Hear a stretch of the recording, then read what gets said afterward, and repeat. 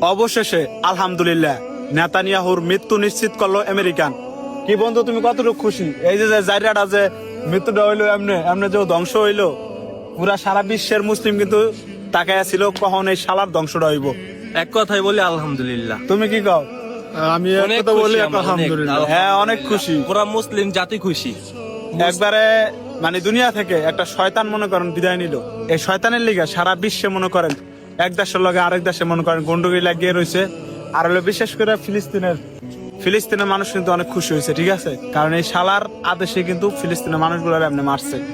নেতানিয়াহুর মৃত্যুতে শুধু মুসলিম জাতি না, আমার মনে হয় অনেক বিধর্মের মানুষও খুশি আর হয়েছে। যারা মুসলিম আছেন তারা অবশ্যই বলবেন আলহামদুলিল্লাহ, সবাই খুশি হয়ে থাকলে। সবাই খুশি, ঠিক আছে? খুশিতে মানে মুখে খালি হাসি যাইতেছে। খুব শীঘ্রই মুসলিমের বিজয় হবে ইনশাআল্লাহ। হবে, হ্যাঁ? ইনশাআল্লাহ। এখন মন চাই- মুসলিমের বিজয় সুনিশ্চিত।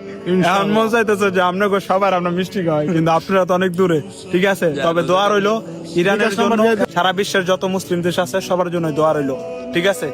এই যে নেতানিয়াহুর মতো এমন শয়তান, এগুলা যেন আল্লাহ এইভাবে এগুলা ধ্বংস ধ্বংস করে করে।